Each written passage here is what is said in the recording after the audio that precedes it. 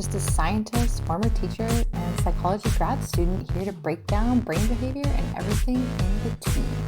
And I'm Tristan, a French entrepreneur with a background in business and a growing passion for mental health in the workplace. You're listening to Office Hours with Tristan Vivier and Courtney Faco.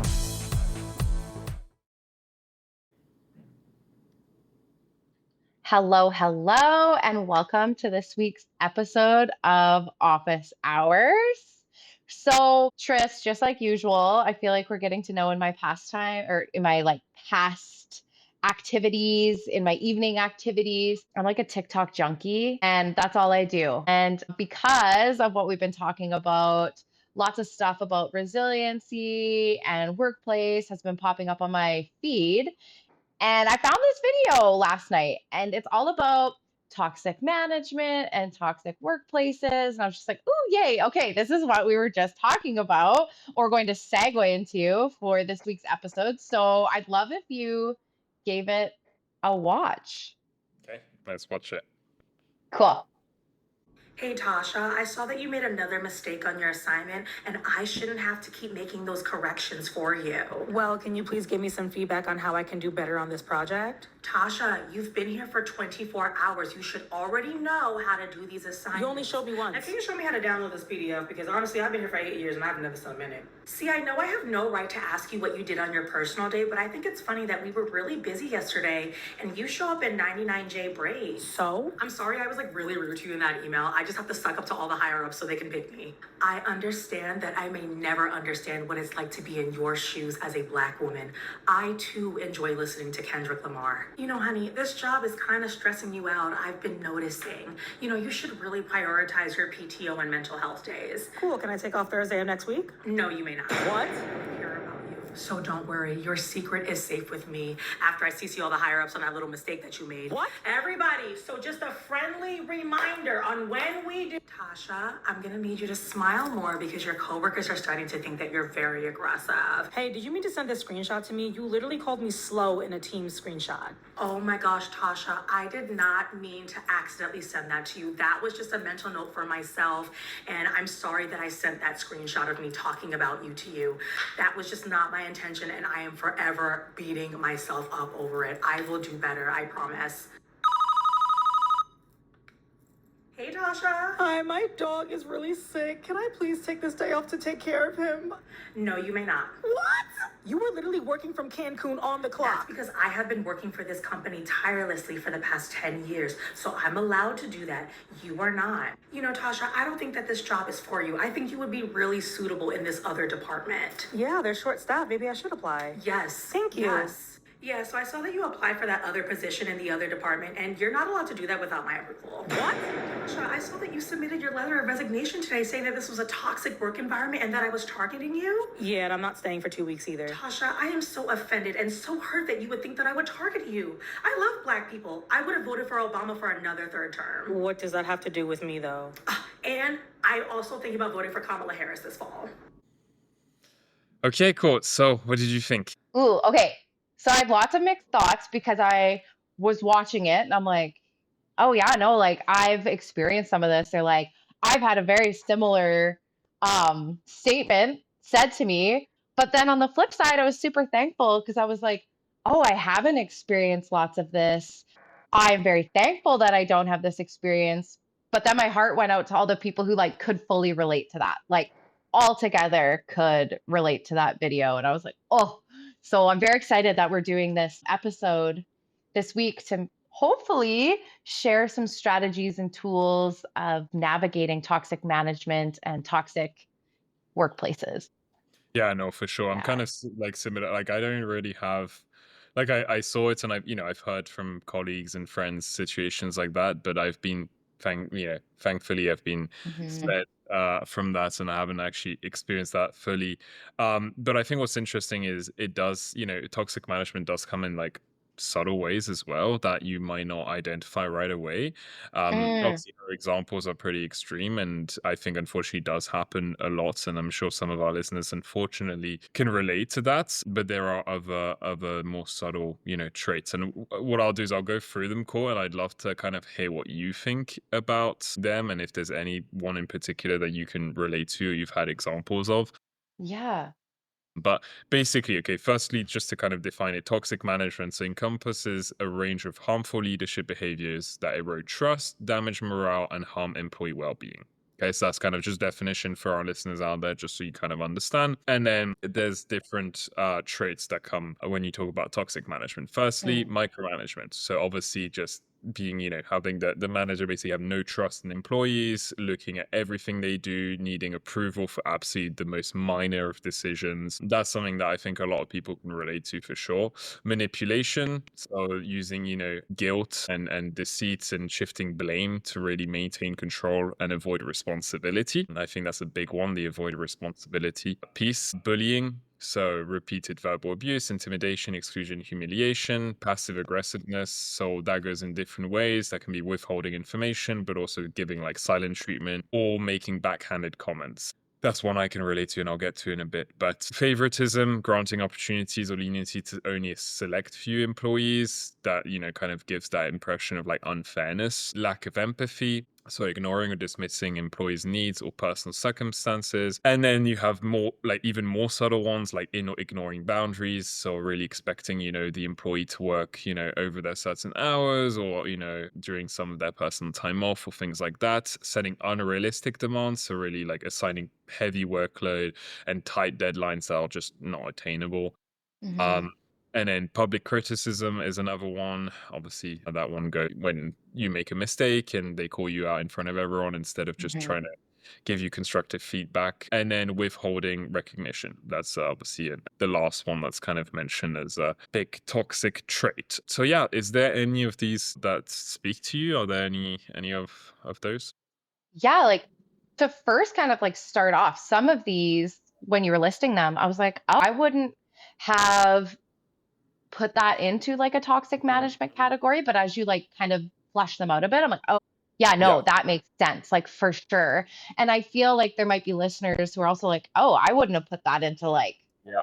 toxic management. Or I feel like unfortunately we get like used to it Mhm. where we're like, is that really toxic? Is that just normal? And like, I hope as our listeners engage in this episode, they see like maybe we did just get used to it, but it is 110% a trait of toxic management. Yeah.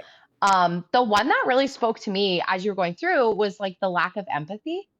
Oh, okay. The lack of empathy really got me. And as soon as you listed it, I immediately had this like memory and I'm like, oh yeah, yeah, yeah. I want to share this one. So I want to start off with saying I've been pretty blessed, I think, with a lot of my workplaces where, for the most part, I think a lot of it was on me, where I just lacked that resiliency, which we talked Yeah. about last week. But there is one workplace where straight up, I'm like, oh, no, no, no, no, no. It was definitely toxic. Before I even get into the lack of empathy, I should have maybe seen some of the toxic management workplace red flags where the turnover was just insane. Like, I feel like we were at this workplace I'm going to talk about, we were constantly training someone new every week. And I couldn't really figure it out. Like, 19-year-old me just working a summer job was like, la, la, la, like, yay, I'm making money so I can go afford university next year. But taking that step back, I was like, no, there was turnover, there was rollover because it was a toxic place. And I had my first toxic experience there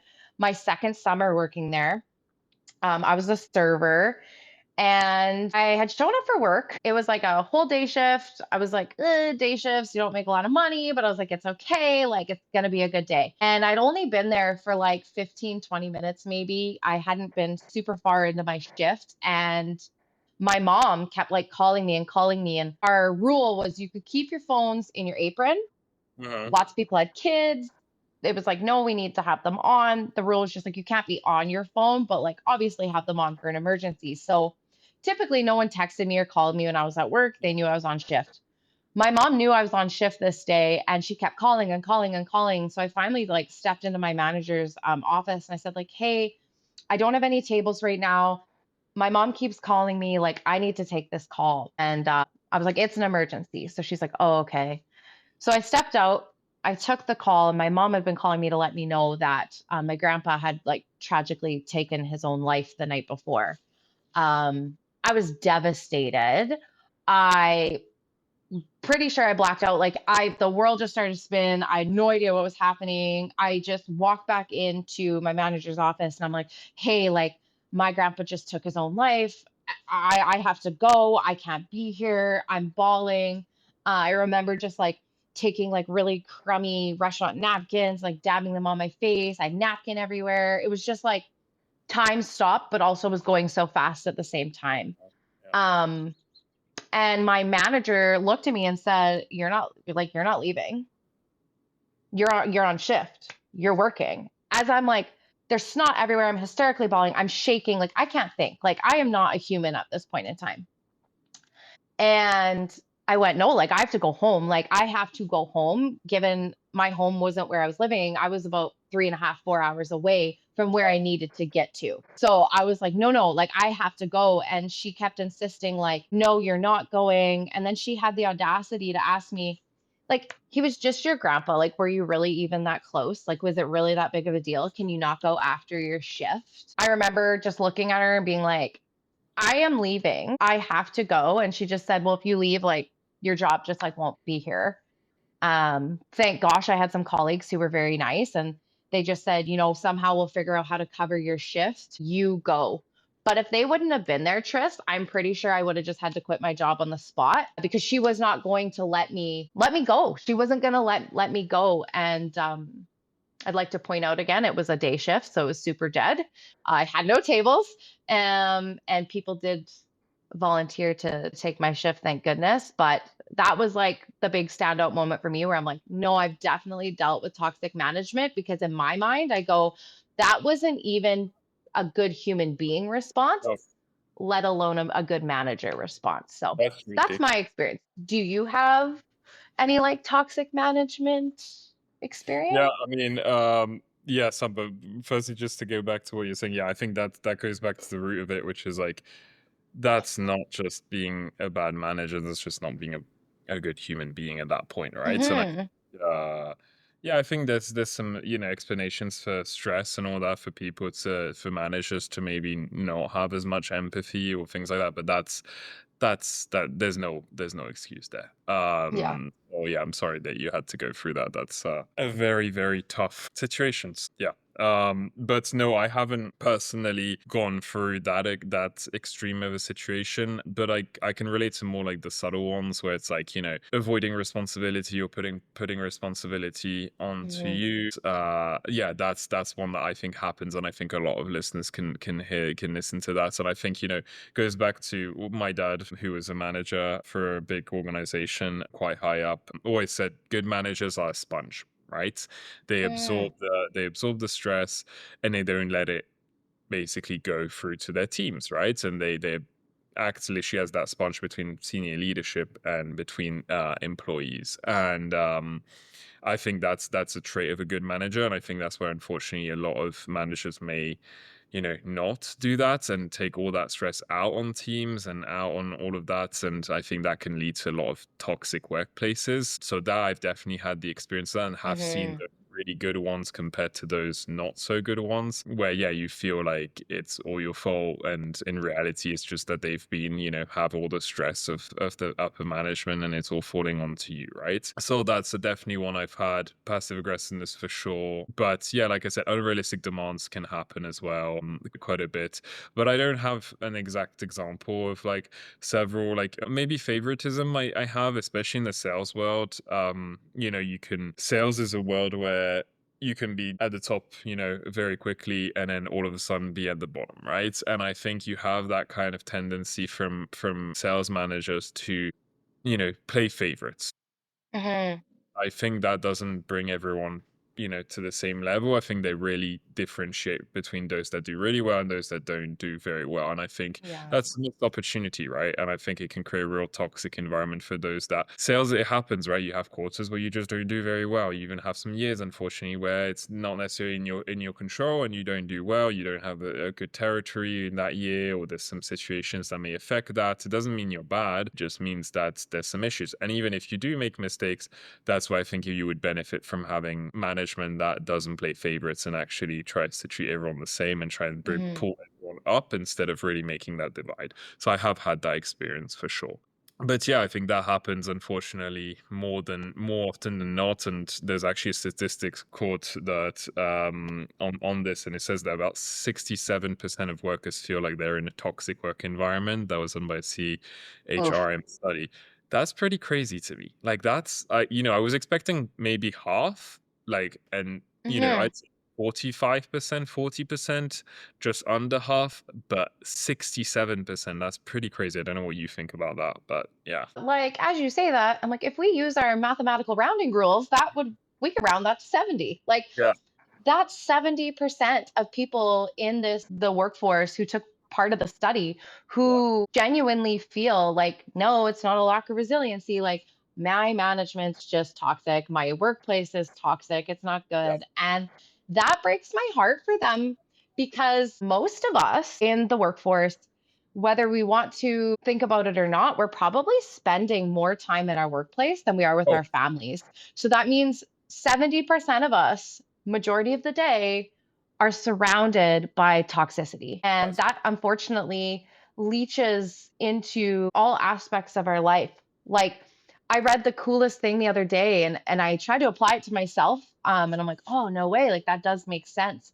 But the 5 people we spend the most time with, we actually start to act like. They influence us. We pick up their demeanors, their attitudes. So if you think about 70% of people feeling like they're around toxicity majority of their day, unfortunately, psychologically, you start to pick that up, and wow. then it bleeds into your personal life, your family life. That just breaks my heart for them. That's it's such it's like such a high number. Like I was already expecting a high number, but not that high of a number. And like you said, I think that's on top of that, with the effects it can have on your personal life, on all of that, it makes it even more, that statistic even more sad, right? So yeah, that's kind of crazy. So on that quote, do you have any tips for our listeners on to like how to identify toxic management? Right, we've spoken about those traits, but is there a way to identify that toxic management versus, that tough but fair management, where it might, seem a bit tough sometimes, but it's Yeah. is not toxic? Yeah, I love that you said, like, it's not toxic. But some of us, like, I think not even some of us, probably most of us really struggle to go, is this the line? Like, is this the line where it's become toxic, or do I just lack resiliency? Like, am I just not being resilient? And I think if you listen to this and you go, okay, yeah, maybe I would have thought that was toxic, but it's not, then we go, okay, maybe I double back to like last week's episode and I really dial in on those skills that can make me resilient. But if you're listening to this piece and you're like, I don't think it's tough but fair, maybe it's toxic and harmful, then yeah, like lace that shoe up and be like, I think maybe my management is toxic, or maybe my workplace is toxic. So like you said, there's a couple of differences. So we have to ask ourselves, is my management or my workplace, is it tough but fair, or is it toxic and harmful? So if your manager or your leadership is tough but fair, they want to set high expectations for you. That's just being a good manager, a good leader. You want to push your employees to be the best that they can be. But the key is, if they're being tough but fair, they're providing support. They make sure the supports are there. There's clear communication of things like expectations, deadlines, people who can assist on this particular project or goal.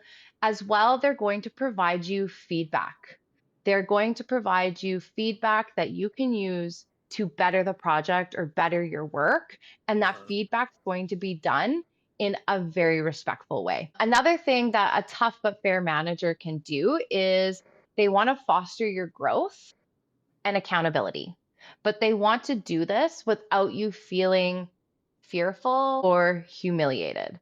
So that kind of pairs with that feedback piece where they're going, we can't grow as an employee, we can't grow as a human if there is no constructive feedback. Yeah. If we don't receive feedback, there's no place to move up, right? We're just going to stay where we are. And I feel like as a manager, you don't want your employees to stay where they are. You always want them to do a little bit better and push themselves a little bit more. But as we provide that feedback, as we push for employee growth, we never want to do it where the employee feels fearful of failure, or we're doing it in like a public setting where they feel humiliated, where their risk, their efforts that they took are now shameful. We never ever want to do that. Also, tough but fair managers, they want to challenge their employees. They want to motivate their employees, but they want to do it in a respectful way where there's no, I don't know, like underhanded comments or backhanded comments, where they're not making the employee feel like they have to do it because their job won't be there anymore. So the key of being a tough but fair manager is pushing your employees in a healthy way where you're providing those supports, you're providing constructive feedback, and you never want your employees to operate out of a place of fear. Yeah. You always want them to feel motivated and supported and willing to try. Now, on the flip side, toxic and harmful managers, they'll use fear. They'll use manipulation strategies. They will humiliate you as a tool. And the reason being is it gives them control. It gives them control. If they can make you feel low enough, if they can make you feel bad enough, you are going to potentially operate out of a place of fear, most likely. But also, you're probably humanistically going to want to do everything to try to be like, please see my efforts. Please see that I am a good employee. Please see that I'm doing good. And they make their employees operate out of a place of desperation, which is never a place you want employees to be. Your toxic and harmful managers, they might undermine your confidence.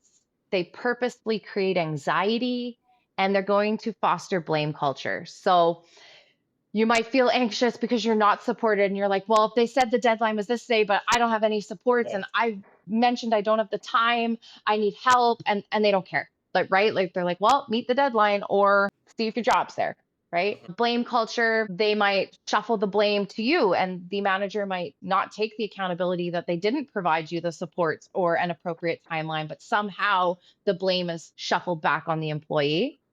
As well, your toxic and harmful managers, they really, at the end of the day, make employees feel really unsafe and unsupported and reluctant to speak up. So that was a big one. Like I said, I've experienced both toxic management and wonderful management leadership. And if you're running a meeting, let's say you're a manager and you're running a meeting and your employees are very compliant, they're just sitting there and they're nodding and no one's voicing an opinion or speaking up or providing any feedback, although you might feel like that's good, that might not be good because the reality is your employees just might not feel comfortable enough to speak up. They might feel like their opinions and voices shot down. So I really just like challenge our managers maybe listening today to reflect on their practices and ask themselves, am I tough but fair and I need to help support my employees to build resiliency? Or am I maybe a little bit toxic and harmful? And if you are someone who's sitting here and is like, maybe I am toxic or harmful, that's okay to say, because the good news is once we name it and we identify it, we can change it. Exactly, right. And I think that's the big piece is you can always make changes and no one's too old, no one's too, to make changes. That is 100%. that for sure. And to go back onto your example of like the like speaking up, there's something I found super interesting. I found a story about Churchill, and he was basically choosing. They were in the war room choosing where they were going to land for D-Day. And the choice was between the Pas-de-Calais, which is the closest point between the United Kingdom and England and France, which is what Churchill wanted. And the other choice was Normandy. And Churchill was basically advocating for Pas-de-Calais and talking about it. And then all of a sudden, a general, midst of the conversation, just bangs on the table and says, absolutely not, over my dead body, we'll go to Pas-de-Calais, we're going to go to Normandy. And Churchill, instead of, like a toxic manager, probably shutting it down, probably being punish the general because of that, actually came out of the war room after and was like, the day that this general stops doing that and stops speaking up is when I won't need him anymore. And I think that's really, shows what good management is versus what it isn't, right? And I think those managers that just want a yes team, just want people to say yes, yes, yes, yes, yes, like you say, it might look good, but in reality, I think it shows the opposite, right? And people need to feel free to speak up and speak their minds, because no one knows everything. Even Churchill, you need to have your people's opinion. Otherwise, why have them? Just hire a bunch of robots and then you're done, right? So yeah, that's something I think about toxic and fair management. I think we've kind of identified some key aspects of what makes a good manager, tough but fair versus a toxic one. So now let's kind of go a bit more into toxic and the effects it has on mental health. Do you have any insights into like the psychological effects of toxic management? Yeah, like as we said before, like our hope is if you are a manager or a personal leadership position and you're listening, I hope with all my heart that you aligned with the tough but fair. But it's okay if you didn't align with the tough but fair and you're like, oh, maybe I am a little toxic and harmful. And now we're starting to like get into what are the effects of maybe the toxic and harmful.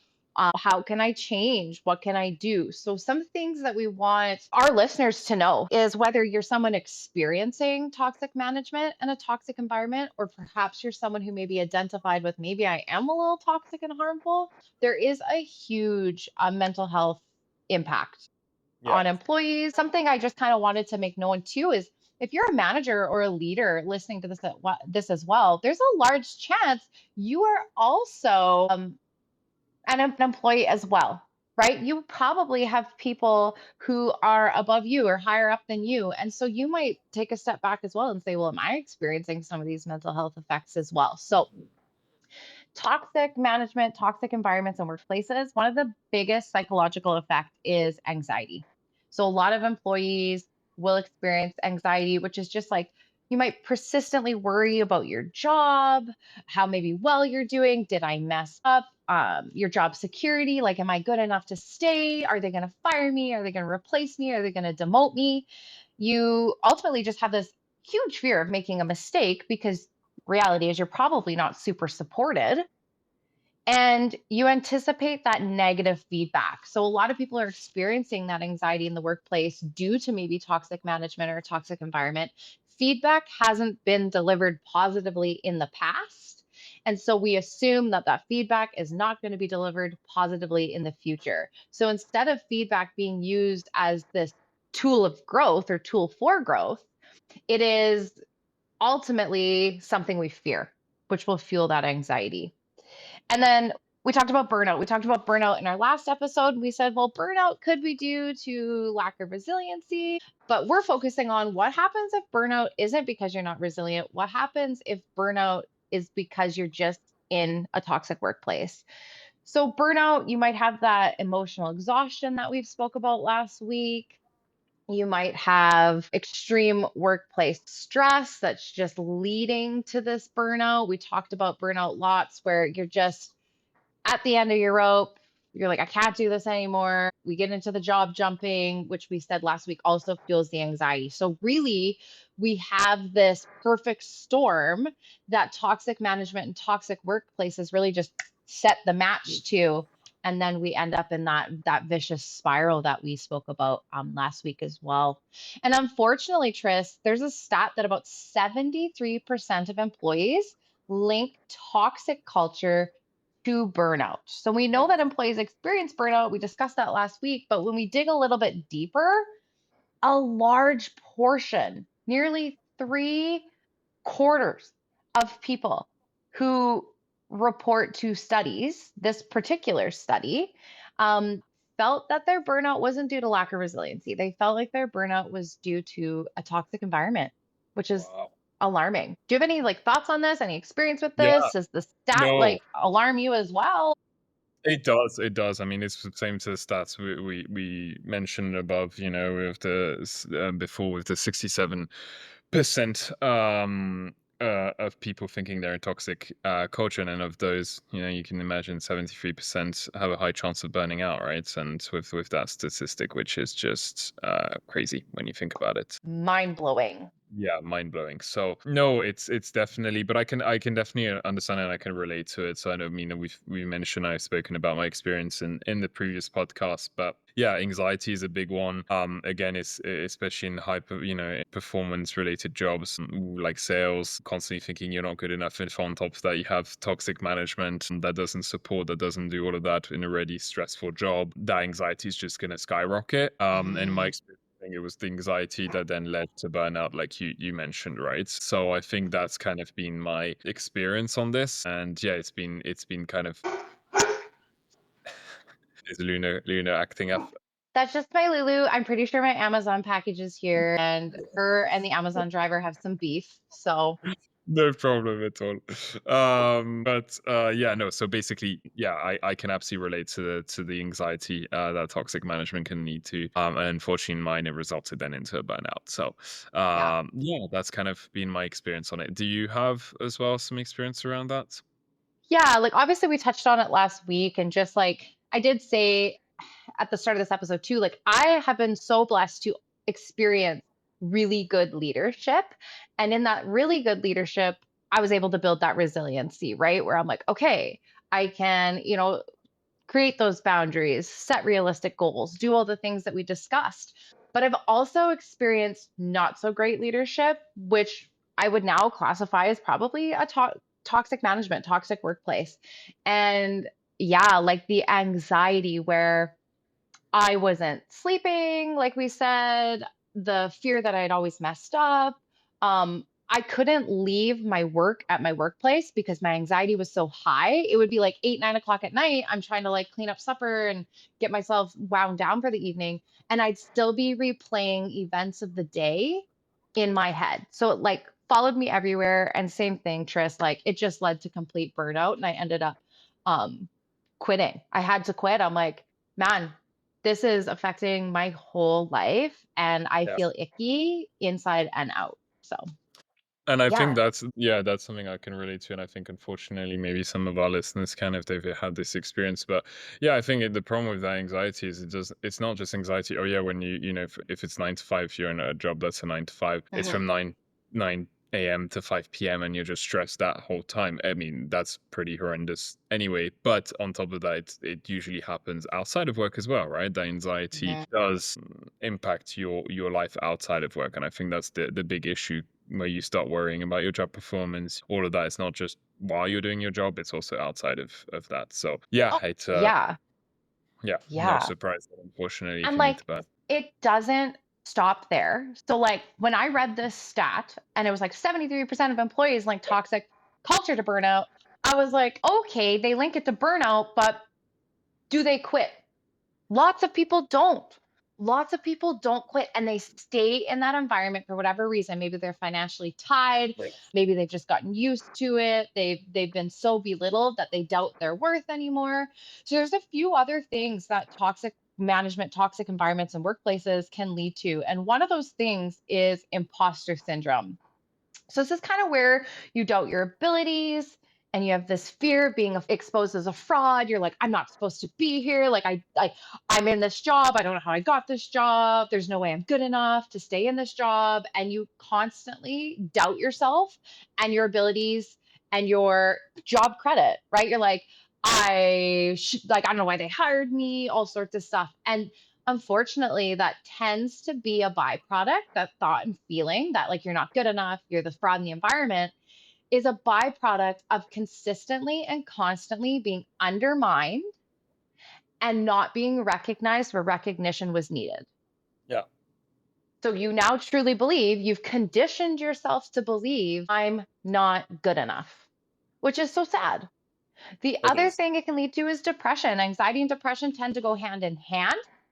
So sometimes you get just this overwhelming feeling of like, well, it is. I've heard so many people just say, it is what it is. It is what it is. And I'm just gotta be here. Like there's a good pension, or I'm in the golden handcuffs, or whatever it may be. And then you enter a depression where you're feeling hopeless, your mood gets lower, you withdraw from all of the things that used to bring you joy, and you just exist. You just exist, and that's it. You're a shell. There's a huge emotional toll, obviously. So, a lot of employees who are in this like toxic environment, report feeling consistently and constantly stressed and unsafe, right? If you're in a state of anxiety, you've triggered your fight or flight. Anxiety is meant to be engaged for adaptive reasons. It's meant to be engaged to run away from the bear that's trying to eat you, to survive, right? So when our anxiety is triggered like that in a workplace, when our cortisol spikes, we constantly feel stressed. We're actually programmed to be like, what's trying to kill us? What's trying to hurt us? I need to make sure that at the drop of a pin, I can run away. I can get out of this. So your body's constantly ready to go, which is not a healthy place to be. Mhm. And then lastly, it can lead to complete social isolation. So your management, if they're toxic, they might start to pit employees against each other, kind of like you mentioned with the sales, right? Yeah. They discourage collaboration. It's like every person for themselves. Collaboration is a beautiful thing. Collaboration is where wonderful ideas merge together to become the most amazing idea. But toxic management and toxic workplaces, I refer to them as isolated little islands. They try to make everyone isolated little islands where you're unaware that there's someone beyond your island and you have to survive for yourself. And that is just not a healthy place to be. And it's not a healthy situation to promote. And it leads to this loneliness and this exclusion, which I don't know if you're seeing the trend, but then it's going to fuel your depression. It's going to fuel your imposter syndrome, and it's going to take that emotional toll, leading to burnout. So it really is just this vicious vortex of sadness. Yeah. No, and I can definitely relate, like you were saying, with this social isolation. Um, and I think that wasn't necessarily my manager that promoted that. On the contrary, he was actually very much trying to bring people together. But I think that comes from the higher leadership in that sales environment, where ultimately it was, a shark world, right? Where it's like everyone for themselves. The best performers are the only ones that count. Mhm. And are the ones that get all the shout outs and all of that stuff. Yeah, it just obviously that sort of environment, even if they say, oh yeah, you help each other out, do all of that, instinctively you don't want to, right? And people don't want Yeah. to because there's that kind of ranking of people. Why would you help, number 10 if you're number 2? If unless you're an extremely good person, all of that, it's not really promoted to do that in that way, right? And it doesn't mean that you're a bad Mhm. person if you do it. It just means that you've been put in an environment where that's kind of what they're pushing you to become. And yeah, I think if you, especially like me, who doesn't really think like that, I'm always been quite of a team player.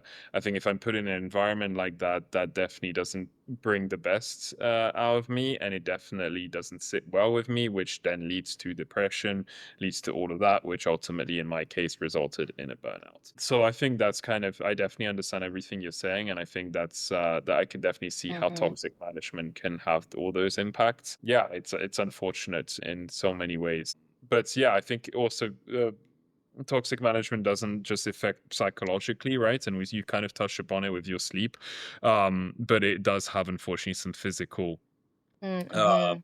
physical consequences, and sleep is a big one. And I got some stats out on this because I found the topic quite interesting. Over 50% of stressed employees report insomnia or poor sleep quality. Again, crazy for me. That's crazy percent. That's Mhm. like that's a lot, right? I can talk to that as well. Just laying awake in bed, staring at the ceiling, just thinking about all the things that you've done wrong that day, or the things that you should have done better, or you've done that. I don't know if you can relate to that quote or not, but that's definitely been something I've experienced for sure. Almost like you're experiencing anxiety outside the 9 to 5 hours.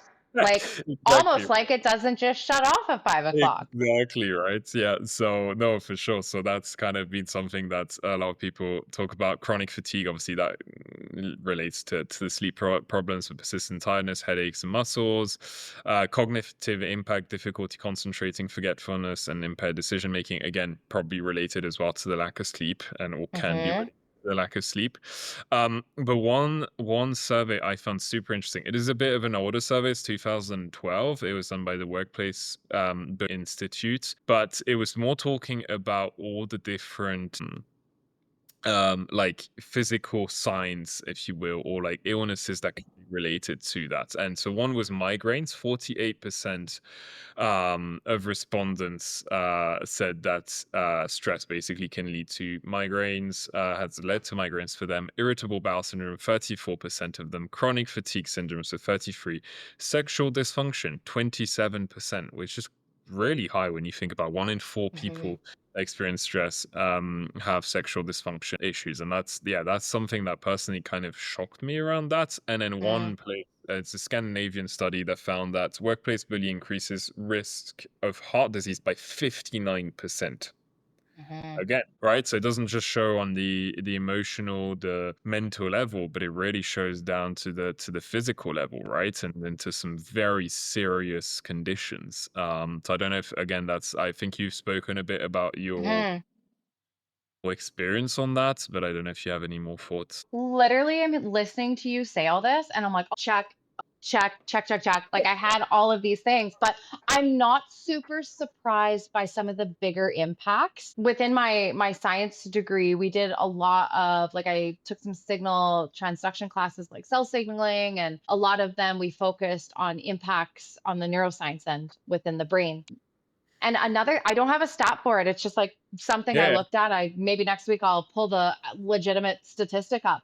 But the sleep part scares me the most. Sleep is so stinking important and literally impacts all realms of our life. But what a lot of people don't know is disruptive sleep, lack of sleep. If you're a shift worker and your sleep is even more disrupted, we're finding sleep dysfunction linked to things like early onset Alzheimer's and dementia, which Wow. is incredibly spooky. Some of them didn't surprise me. I mean, like migraines, I talked about, right? That was my first telltale sign that I shouldn't have ignored, but did. Irritable bowel disorder, like, sorry, listeners, you're getting like a deep dive into my life. But like when I was in my toxic workplace, I would get home and I'd be in excruciating pain. My stomach would be in so much pain that I would have to lay down with like heat packs and it would finally subside before I went to bed. But I'm like, yay, I get to do it all, get to do Hmm. it all again tomorrow, right? If we think Yeah. about the sexual dysfunction end, ultimately, like you said, you're laying in bed trying to sleep and you're still replaying all the parts of your day that you felt like you did wrong, like imposter syndrome, but you felt like you did it wrong. You probably didn't, and you're worrying about it. So the reality is, if we think about anxiety functioning as an evolutionary response to survive, to escape danger, to escape the things that are trying to kill us, your body's probably not like, hey, you know what we have time for? Intercourse. We probably don't have time for that if we think we're actually dying. So that statistic, I was like, okay, that's a little higher than I thought it would be, but like the sexual dysfunction end wasn't super shocked, When you say it like that, it makes a lot of sense, right? It does. right? Really, really does. But it's true that when I first saw it, I was like, oh, wow, yeah. Like, I mean, everything. I mean, even the sleep is the one that speaks to me the most, right? And the Hmm. number of nights I had where it's just not sleep or barely sleep because I was just thinking about everything. And then it's just a repetitive cycle, right? It's like, then I'm so tired, I stress more.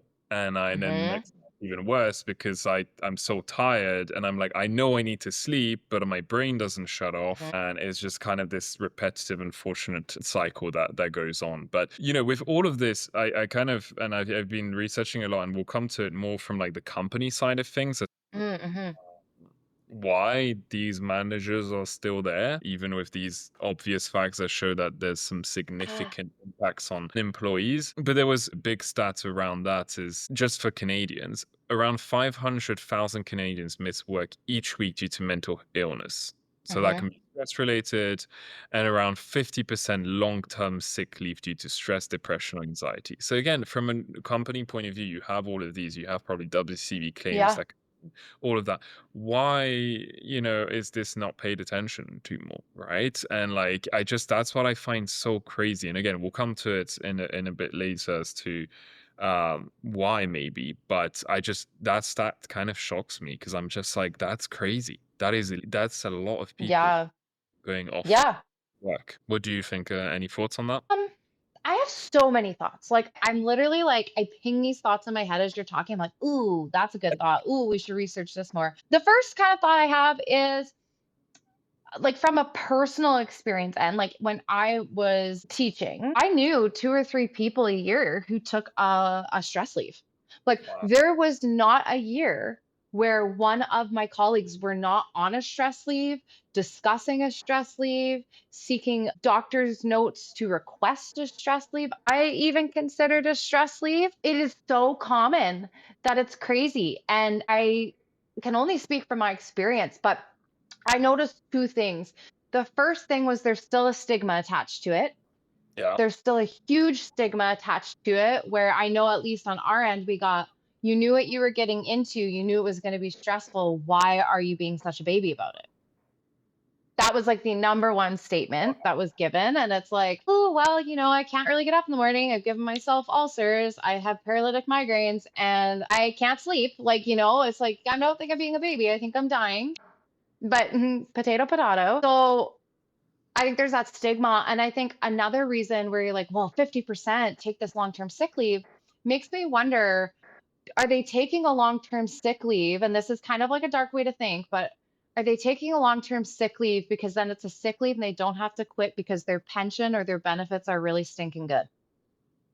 Yeah. They don't want to actually leave because there is benefit to it, but they have acknowledged it's taking a huge toll on their health. And I know from a teaching end, that's a lot of the time what was happening was people were like, I don't want to quit my job because I've been doing this for 20 years. My pension's darn good and it's my retirement plan. So I have to just somehow patch the holes to get by until I can retire.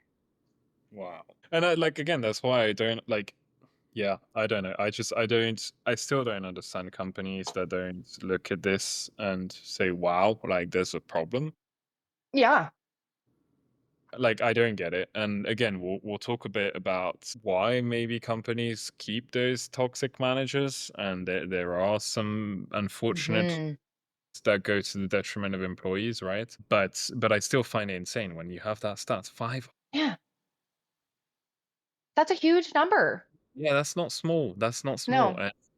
And yeah, I think that there needs to be more, right? Companies need to do more. And you have some brilliant companies. We've spoken court to some really great companies Hmm. that actively work on this and really do a lot, and that's awesome to see. But I know for a fact that there's a lot of companies that don't. Yeah. I think that's just where it's really sad because you see we've gone through all the impact, right? It's not small. I mean, heart disease, sleep issues with all the issues that you mentioned that can relate to in later in life, stress, obviously depression, Hmm. all of these. It's not small things. It's not like, yeah, you stub your toe more often, right? Like it's not something like that, right? It's No, it's like something. literally your lifespan will decrease. Exactly. Yeah, and Yeah. companies yet don't do much about it. But I think there's several things doing research on this and like why organizations can allow this or at least turn a blind eye to it. There's several things. A main one is like they get results done mentality, right? Like organizations might overlook the toxic manager and behavior if the manager delivers, right? If there's performance, if they're doing their job, Mm. it's ultimately benefiting the company in terms of its performance, whether that's again sales from the numbers are good, if it's from any other any other department, whatever their metrics of success, if they hit it, then that's fine. The second one is lack of feedback. So maybe the organization doesn't really have, like anonymous channel for employees to report issues, and employees don't feel really safe to do so. Culture of silence, so related to that. So employees, because there's not maybe that anonymous channel to report, they might fear retaliation or being labeled a bit as troublemakers, which is kind of similar to what you were saying when you were saying, like, where there's that stigma for like even taking time off. It's like, oh yeah, you Mhm. should. So yeah, if you then go and say, oh yeah, this manager's toxic and all that, same thing, right? They might be like, oh yeah, well, are you sure you're not the problem, sort of thing, Mhm. and even can lead to losing jobs, right? If they speak up. And I know for a fact there's several companies that are a bit like that. And then with that, the fear-based performance cultures, right? So they emphasize short-term results in terms of long-term well-being. Again, goes back to that they get stuff done mentality, where they reward that aggressive, coercive management style because on the short term, even if their turnover is freaking horrendous, and doesn't do well, on the long term, if on the short term the numbers are reached, then that's fine, right? So yeah, I don't know if there's any of these that particularly relate to you, or at least can you can kind of see some examples of your life in your life of those. Mm. I definitely can, but I don't know. Curious to hear about you. Yeah, like a little bit. I feel like maybe like teaching, nursing, professions like that, I feel like they're their own monster. Yeah. But there are so many of the points that you said that I'm like, oh yeah, no, that could definitely apply. Or like, why is this person still here when they have such a high turnover? Or even if I think back to that toxic workplace where my manager had that lack of empathy in the beginning, like the turnover was insane. And yeah, like the reality is exactly what you said. Like the manager's getting results, and well, was kind of like the head up's idea was like, so what, our turnover's high, like we'll just keep replacing employees and replacing employees. And like I think it's a trickle down effect. Like the mentality starts at the top. And if that toxic mentality is allowed at the very, very top, or is promoted at the very, very top, it's only going to trickle down, and it's going to, you know, infect all levels of the establishment. I don't know, like it's probably a super unpopular opinion, and I can definitely speak less on this than you can. You've definitely been in a corporate world a lot longer than I have, but from an outsider kind of looking into the corporate world, is unfortunately this just seems to all be fueled by greed. Yeah, 100%. Yeah, 100%.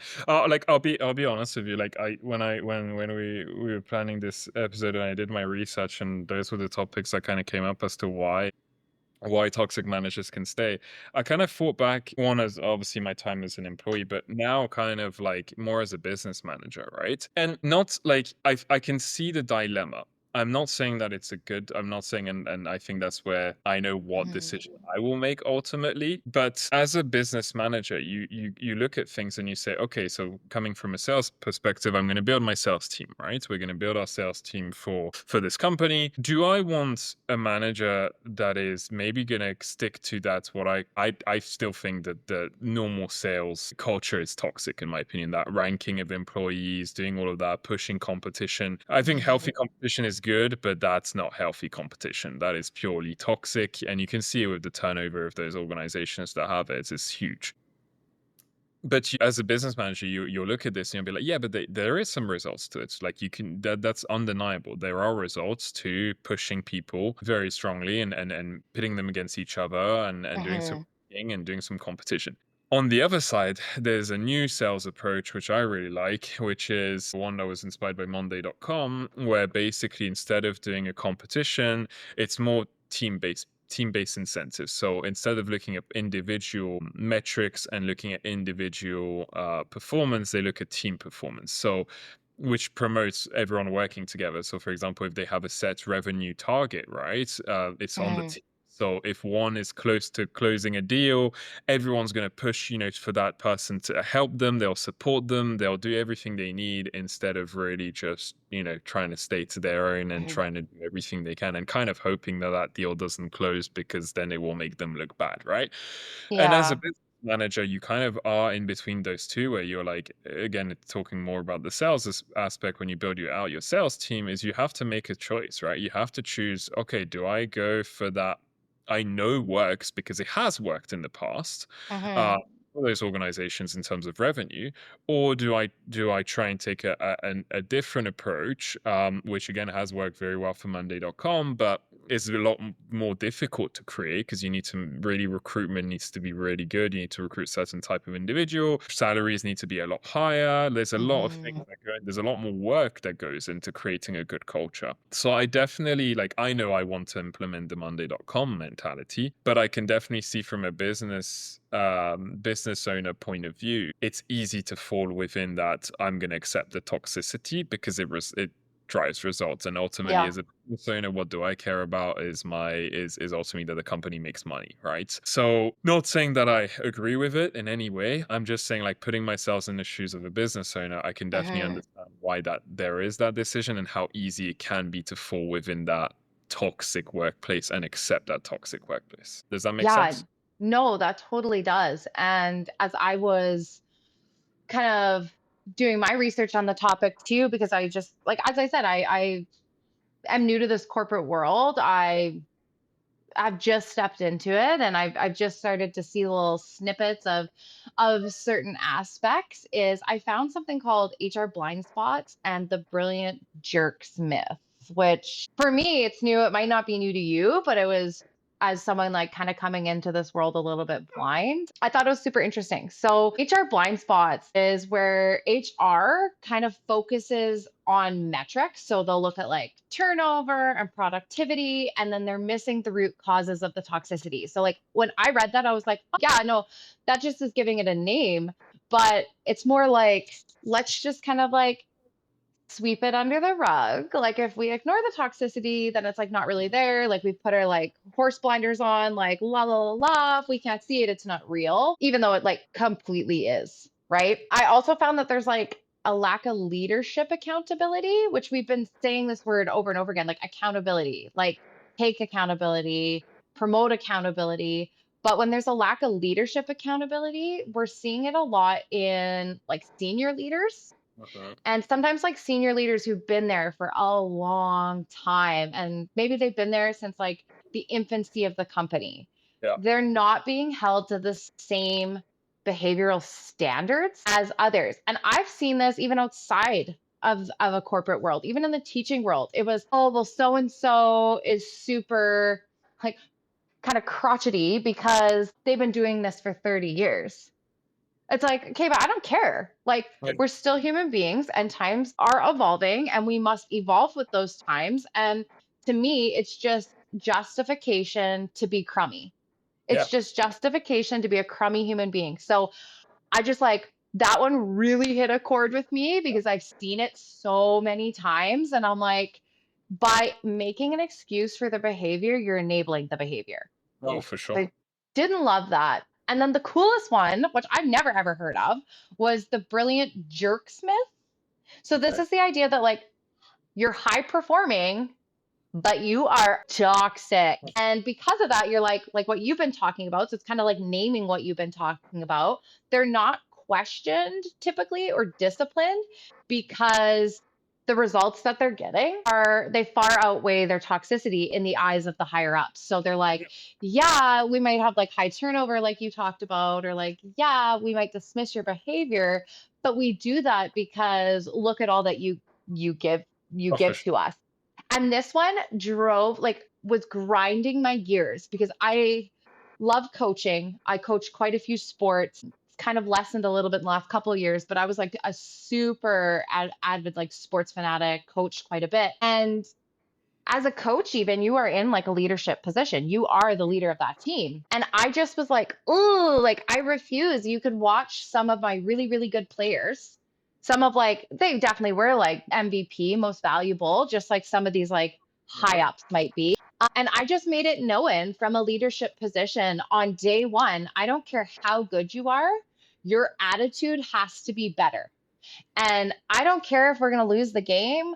I don't care what goes down. The minute you become nasty, the minute you are not accountable for your behavior is the minute you ride the pine, Yep. the minute you sit on the bench, because it's just not promoted. And it just kills me to know that there's so many workplaces that promoting being a good human being, promoting fair treatment, promoting like human rights is lesser than the monetary value.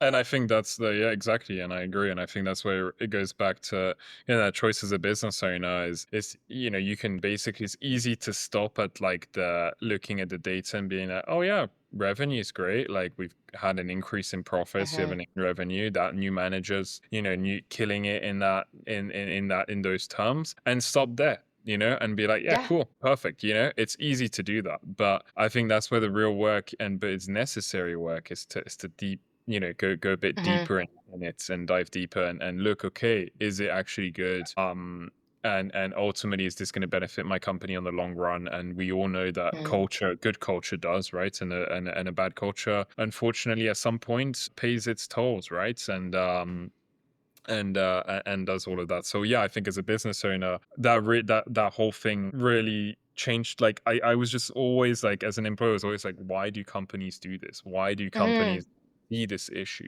And now as a business owner, I'm kind of like, again, not absolutely, I'm all for, very well, I'm all for building good cultures. I'm all for trying to make sure that employees are happy and trying to make sure that we create a good working environment for everyone. But I can see why some business owners don't, and it's not good, but they just stop. Just like say, okay, yeah, that's fine. We're reaching our goals. That's it. And I think that's what differentiates great business owners from not so great ones, is those that ask those hard questions and don't just stop at that number and actually try and find a way to create a good business culture for their employees. So yeah, Totally. hopefully we'll be. I know on my side, I'm very much looking forward to implementing that new sales method that hopefully will create a bit more of a healthy sales culture for people. Oh yeah. Agreed. Okay, so up to this point, like to recap, we've gone through a lot and there's been like a lot of heavy topics, but we've looked at and defined like what toxic management, toxic workplace may entail, what it looks like, some of the mental health impacts. We've looked at stats around it, but I'm sure our listeners are like, okay, that's cool. I've identified I'm not in a toxic workplace. Yay, we love that. Or maybe you're like, ooh, I am in a toxic workplace. Or maybe you're a manager or a leader and you're like, maybe I'm creating a toxic workplace. The real question is like, what can be done? What can you do? And as much as we would like to be able to change other people's actions, at the end of the day, the only actions we can control and change are our own. So we might be like, oh, I so wish my manager would change X, Y, and Z. Well, the reality is you can't force them to do that, but there are some things that we can do on a personal level. Whether you are a manager, whether you are an employee, there are things that we can set up and implement to try to protect ourselves in a toxic environment or under toxic management or in that toxic workplace. So just like in our resiliency episode, the first thing you can do is just set boundaries. That's been a common theme. We know that they're hard. I discussed last week, like I really struggled with this. I still work on it. But some places you can set clear, concise boundaries is around your work hours. And just say, my work hours are from this time to this time. Maybe that's setting your email to out of office, just making this own personal pledge saying, I hear an email come in, but I'm not checking it because I'm in my family hour time. I'm not in my work hour time. Some other places you can set really healthy boundaries are around your responsibilities. And you can say, well, that's actually like not in my job description, or that was not asked of me. And you can say, whoa, the plate's full. The plate's full. I don't have room for anything else. And boundaries are okay. Boundaries don't make you rude. Boundaries don't make you a bad employee. Boundaries protect your mental health. Boundaries protect your well being. Another thing you can do is document those toxic interactions. So perhaps you've set boundaries, they're not being respected, people are blowing past them, and you go, okay, this isn't working for me. Start documenting those toxic interactions. So you want to keep detailed records of those incidents. You want to include dates if possible. use programs that timestamp. So I started to document when I was in my one role, and I learned a hard lesson, but I was not documenting using timestamps. And all my documentation was dismissed because they went, well, we can't actually verify that it happened on this day versus you just sat down and wrote this all out in one evening. I use Google Docs. It timestamps for me. If there's any other programs that timestamp for you, I'd absolutely recommend that. Use mental health resources. Access your employee assistance programs if they're available. Seek mental health counseling, peer support groups. We are stronger together, and it is not a weakness to seek help. Seeking help makes you stronger, it makes you better, and it allows you to show up for the people that truly matter. Know when to walk away. This is arguably, Tris, the hardest one because a lot of us in these jobs, we're high performers. We're high performers. We maybe are perfectionists, and walking away is hard because a lot of us view walking away as a failure. And walking away does not make you a failure. It does not make your attempts a failure. It is literally you prioritizing your personal well-being over staying somewhere that's harmful. And one of the best pieces of advice I got, because I really struggled to walk away. I should have walked away years prior to what I did, but I thought that was a waste of education. I thought it made me a failure. I wondered what people were going to think of me. And then someone told me, Court, a job is replaceable. You are not. And if you continue to stay here, I don't know what that looks like 2 years from now for you. You're experiencing paralytic migraines, ulcers, chronic fatigue, irritable bowel, all the things you talked about. And they said, you are not replaceable. A job is. And that really stuck with me. And lastly, you can just seek allies. Like, connect with supportive colleagues, connect with colleagues that are going through similar things, provide guidance and advocate for each other. And the reality is there truly is strength in numbers, and more voices that come forward, more people who are documenting, it does tend to provoke change. And although speaking up, although doing the hard things is hard, the hard things create change. So really try to promote your colleagues that are in the same boat to really group together and try to push that change in your workplace if it's possible. But at the end of the day, Tris, I'm going to circle back around to you can't control other people's actions, and you might be able to do all of these things and nothing happens. So at the end of the day, do that inventory of pros versus cons and know when to walk away. For sure. Yeah, 100%. Then thank you for sharing all of that, because I think it will be really helpful to listeners, hopefully, that are there and can see what they can do, right? But there's what they can do, but like you said, a lot of it is also on the organization, right? Mhm. And so from a leadership and HR perspective, the big thing that those individuals and professionals and the company ultimately can do is encourage psychological health and safety, right? So create Yeah. an environment where employees feel safe to speak up without the fear of retaliation, right? So that's something that takes time and it takes work, and it's not something that's done in one day and that's it, and sending an email saying, okay, we are now a psychologically safe workplace. No, it takes a Mhm. lot of effort. And one thing we've been actually working on at WNO is around that, and we've been creating some courses to support organizations and leaders in creating psychologically safe workplaces, as well as employees, so you can know what a psychologically safe workplace looks like, and try and hopefully model that behavior within your workplace, and as a leader try and enforce it. Obviously, another one is provide confidential feedback loops. We mentioned how, not having anonymous reporting tools can lead to some issues, people not wanting to speak up. So really having those Mhm. promote psychologically safe workplace. And it's not just providing those tools, but it's also actively soliciting people to provide feedback, right? It's not just saying, oh yeah, these tools are available, that's it. It's like on a regular basis pushing people to and saying, please give us your feedback. And, Mhm. feel heard, and on top of that, you hear what's actually happening, and so you can address it, right? A big one is obviously training managers. We're saying, we're talking about toxic managers. Unfortunately, a lot of the toxic managers, it's not something necessarily that they like. We have some examples, and that with the video and with your example, Courts, might be related more about who they are as a person. But I'd say a majority of managers that have toxic traits, it's not necessarily that they are really toxic, it's just that they haven't been taught otherwise, right? Don't have that training. They haven't been Oh, taught yeah. how to be. It's difficult being put in a position of leadership all of a sudden. You've done your work as an employee, and then all of a sudden you start managing people. It's not something that is just done like that. Yes, there are some people that have been taught it from a young age, maybe in sports, and have kind of grown up with that, but a lot of people haven't, and it's not something that is just intuitive.